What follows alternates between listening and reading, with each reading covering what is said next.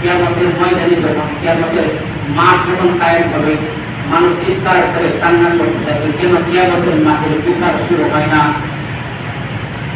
হাজার হাজার বছর চলে যাবে, কিন্তু কেন আল্লাহ তাআলা বিচারের কার্যক্রম শুরু করে না? হয়তো আমরা জান্নাতে যাব, না হলে জাহান্নামে যাব, কেন কিয়ামতের মাঠের বিচার শুরু করে না? মানুষ যেমন চিন্তা করে করে প্রত্যেকটি মানুষ পঙ্গপালের মতো ছুটে যাবে হযরতে বাবা আদম আলাইহিস সালামের কাছে, যে বলবে, হে পয়গম্বর, আল্লাহ তাআলাকে আপনি একটু সুপারিশ করেন, আমরা আর সহ্য করতে পারতেছি না, একটু সুপারিশ করেন। হযরতে বাবা আদম আলাইহিস সালাম বলবেন, আল্লাহ তাআলা আজকে এমন রাগান্বিত, আমার সাহসে কুলায় না, আমি কিভাবে আল্লাহ তাআলার কাছে গিয়ে সুপারিশ করব? আমার কোনোভাবেই সম্ভব নয়। তিনি ইয়া নফসি করতে থাকবে, আর কাবার মালিকের কাছে তিনি হাত তুলে দোয়া করতে থাকবে, ও কাবার মালিক, তুমি আমাকে ক্ষমা করে দাও। তিনি মানুষের কাছে, উম্মতের কাছে তিনি জবাব দিবেন, আমার দ্বারা অসম্ভব। আল্লাহ তাআলা আজকে অনেক রাগান্বিত, কিভাবে আল্লাহর কাছে বলবো? আমার আজকে কোনো সাহস নেই।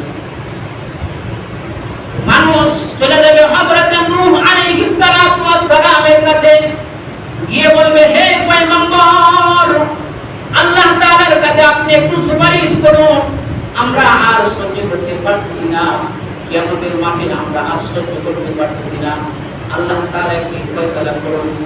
প্রত্যেক আম্বিয়া কেরাম আমার দ্বারা অসম্ভব, আমি আর কোনোভাবেই পারবো না। আজকে আল্লাহ তাআলা অনেক রাগান্বিত, কিভাবে গিয়ে আল্লাহর কাছে বলবো?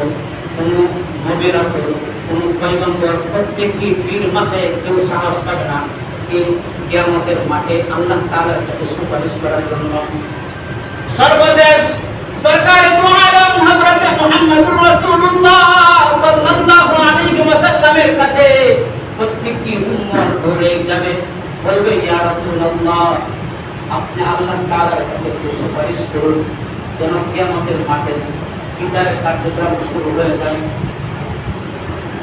আল্লাহ রাসূল তিনি আল্লাহ তাআলার কাছে সুপারিশ করবেন, সেই দিন সুপারিশ কবুল হবে।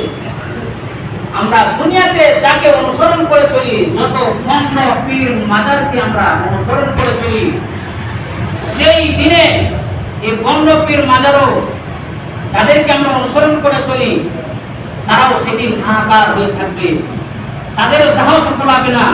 সেদিন আল্লাহ তাআলার কাছে গিয়ে তারা সুপারিশ করবে।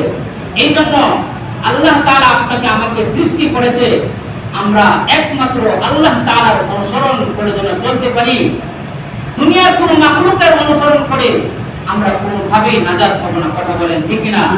আমরা কার অনুসরণ করে চলবো?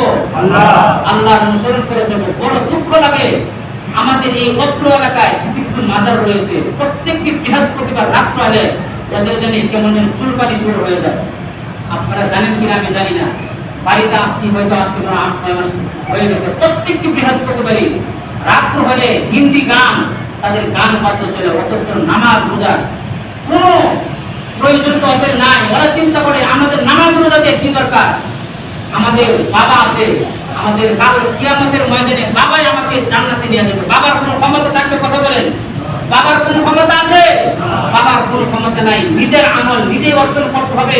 আমরা যখন যাইব একজন হকপন্থী আলেমের কাছে যাব, উলামায়ে কেরাম যারা হকপন্থী পীর মাশায়েখ আছে তাদের কাছে যাব, তারা আমাকে জান্নাতে নিয়ে যাবে না, তারা আমাকে সবক দিতে পারে, তুমি এই আমলগুলি করবে, তুমি এই আমলগুলি করে আবারও আমার কাছে আসবে, তোমাকে আবার এই সবকগুলো দেব, ওইগুলি আমার অনুসরণ করে চলতে হবে।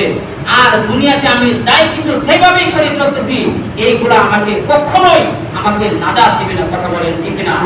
আল্লাহ পাক রব্বুল আলামিন দুনিয়াতে আমাদের সকলকে সকল ধরনের ফিতনা ফাসাদ থেকে আমাদের প্রত্যেকের ঈমান যেন মজবুত করে আমরা কবরের বাসিন্দা হতে পারি। সকলে বলে আমিন। আল্লাহু তাআলা আলহামদুলিল্লাহি রাব্বিল আলামিন।